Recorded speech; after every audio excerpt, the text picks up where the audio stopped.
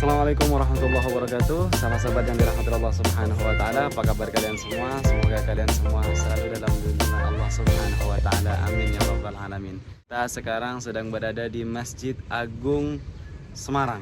Nah, Masjid Agung Semarang ini kenapa saya tertarik ke sini? Karena konon katanya di sini ada apa sih namanya itu di belakang payung yang mirip dengan di Masjidil Haram Madinah.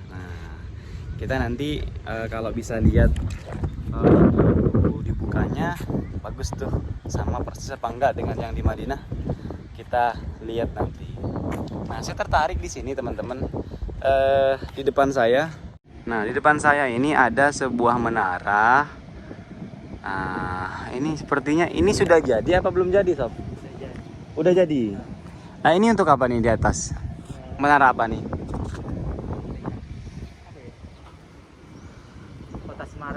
Oh, untuk melihat kota Semarang. Jadi dari atas ini semua kota Semarang, keindahan kota Semarang nampak.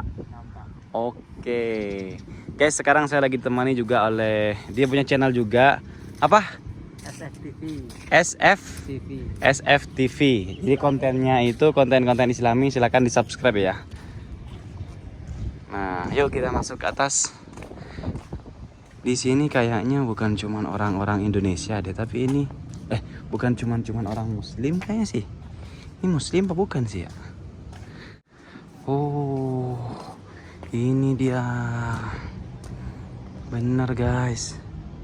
Ada payung-payungnya juga sama dengan di Madinah Al-Munawwarah. Masya Allah. Kalau ininya, ini sudah seperti apa ya, kalau di Arab nggak ada mah bangunan kayak gini depannya. Ini sudah seperti bangunan-bangunan Romawi kuno ya. Tapi yang ini bedanya itu di sini dihiasi dengan lafaz-lafaz Al-Quran. Itu di situ ada surah Al-Fatihah. Wow, kita lihat. Masjid Agung Jawa Tengah sebagai tetenger. Sebagai tetenger itu apa, Sob? Sebagai tanda ya. Tetenger itu kan di bahasa Madura juga sama sih, tetenger. Kembalinya tanah wakaf Bondo Masjid Besar Kauman Semarang, dibangun sejak 6 September 2022, 28 Jumadil Akhir 1423. Oh, berarti masih umurnya sekitar berapa tahun sih? Puluhan lah masih ya. 20 tahun lebih lah. 14 November 2006. Selesai 23 Syawal 1427. Oh dibangun 2002. Iya, 20 tahun ya. 20 tahun benar. Oke, kita lihat. Ternyata di sini juga banyak orang-orang yang lagi santai-santai, dan masjidnya ini ditutup nggak kalau bukan waktu sholat? Oh, ditutup.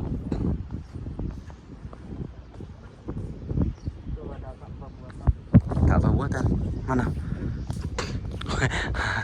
Ini bukan Ka'bah buatan, mungkin ini buat manasik nih guys. Wow. Selain di sini ada, kita bisa mengingatkan dengan Masjid Nabawi, di sini juga dibangun miniatur Ka'bah. Untuk ini mungkin digunakan untuk manasik nih. Kita lihat. Ayo Sob, sekalian aku ajarin kamu manasik. Ajarin gimana caranya nanti umroh tawaf di Ka'bah. Nih, karena ini insya Allah nanti bakal haji dan umroh nih insya Allah. Tapi kalau nikahnya belum tahu nih kapan.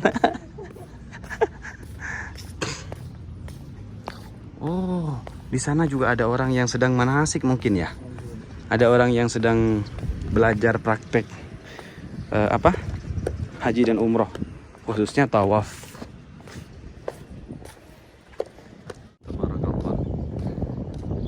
Ini tahu nggak Sob apa ini? Yang lingkaran ada lampu-lampunya.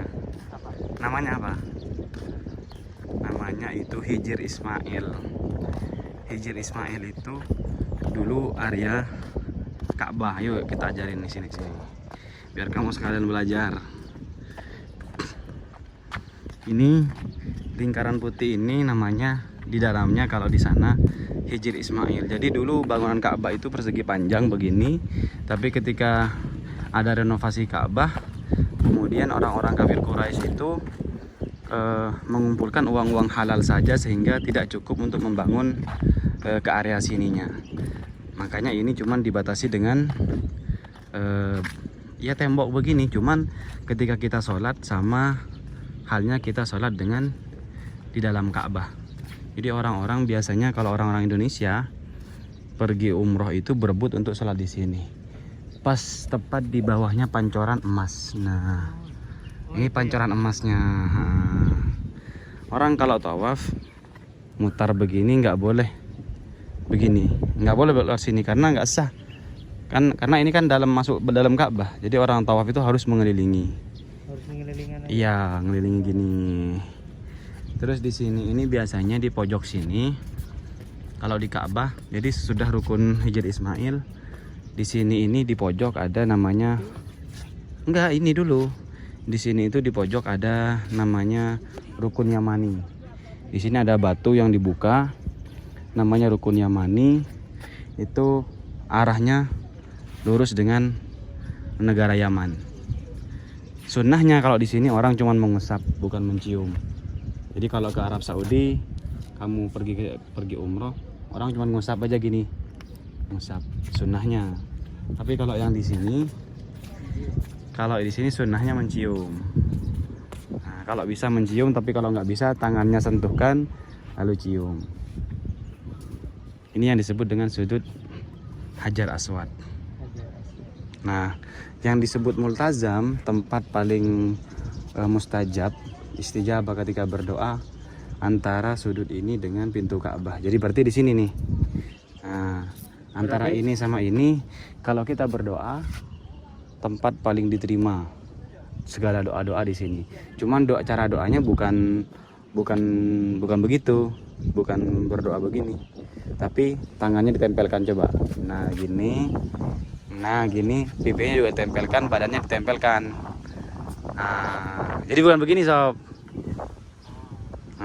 Cara Rasulullah berdoa itu semua tangan, pipi, badan itu ditempelkan. Nah, begitu cara berdoa di situ. Berarti saling merebut ya di situ. Ini tempat paling susah. Ya. Paling susah direbut, paling susah didapatkan. Jadi kalau ada orang yang sholat yang dapat bisa berdoa di sini, ya beruntung banget. Nah, ini juga pintu Ka'bah. Orang di sini biasanya berdoa. Nah, di sini ini ada biasanya, kalau di sana itu ini karena nggak ada. Setelah pintu Ka'bah itu, di daerah sini ini ada batu-batu kuning, itu disebut dengan musola malaikat Jibril. Kenapa disebut dengan musola malaikat Jibril? Karena dulu Rasulullah diajarkan gerakan-gerakan salat di sini. Nah, batunya itu ditempelkan ke sini. Ya gitu. Udah, ini lengkap ini udah. Masya Allah, tabarakallah. Panas tapi. Oh, kalau ini namanya makam Ibrahim. Makam Ibrahim itu bukan makamnya Nabi Ibrahim, tapi makom itu tempat pijakan kaki Nabi Ibrahim. Ini kan ada nih. Contohnya ya. Contohnya begini. Ketika Nabi Ibrahim berdoa, sampai ada bekas kakinya. Nah, maka disebut dengan makom, tempat berdoa Nabi Ibrahim. Kalau sama orang Indonesia dikira makamnya Nabi Ibrahim. Kalau nggak paham gitu ya? Iya. Kalau selesai kalau selesai tawaf, kita sunnahnya sholatnya di belakang ini, sob. Makanya orang-orang biasanya itu rebutan untuk sholat di belakang itu. Sebenarnya nggak boleh. Kenapa? Karena menghalangi orang tawaf. Jadi ambil arah-arah jauh ke sini, ke belakang sini untuk sholat sama. Yang penting lurus di belakang makam Ibrahim. Di mana? Oh, itu Safa. Iya, jadi ketika kita sudah keluar dari sini, itu Safa. Oh, ada gunung Safanya juga. Itu Safa, itu Marwah. Jadi kalau ini nih muter dari sini mulainya dari rukun Hajar Aswad. Bismillahirrahmanirrahim. 1, 2, 3 sampai 7. Kalau di sini banyak orang yang salah, orang Indonesia. Dari sini ke sana 1, dari sana ke sini 2. Tapi banyak orang dari sana ke sini 1, balik lagi 1. Dikira 1. Jadi dikira ke sana ke sini 1, sana ke sini 2. Wah, Padahal yang benar itu dari sana ke sana 1, dari sana ke sini 2. udah cukup gitu ya. Iya, 1, 2, 3, 4, 5, 6, 7. Akhirnya di sana. Gitu. Di Marwah. 7-nya berakhir di Marwah. Oh, berarti ini benar sob, ini untuk manasik haji. Haji dan umroh, orang-orang manasiknya di sini. Di sini juga ada Al-Qur'an nih, teman-teman. Ada Al-Qur'an atau Mushaf Akbar. Di sini ada keterangannya. Ukuran 145 cm kali 95 cm. Lama penulisan 2 tahun loh. 2 tahun 3 bulan. Masya Allah. Jadi selama 2 tahun 3 bulan ditulis oleh Dr. Andes Hayat. Beliau menghabiskan waktunya untuk menulis Al-Qur'an. Beliau dari Universitas Sains Al-Qur'an Unsik, Wonosobo, Jawa Tengah. Diterima di Masjid Agung ini pada tanggal 26 Oktober 2005. Berarti sudah berapa? 17 tahun. Ya, udah 17 tahun berada di sini nih, teman-teman. Tuh, Masya Allah. Nah, itu saja ya teman-teman liputan kita kali ini di Kota Semarang.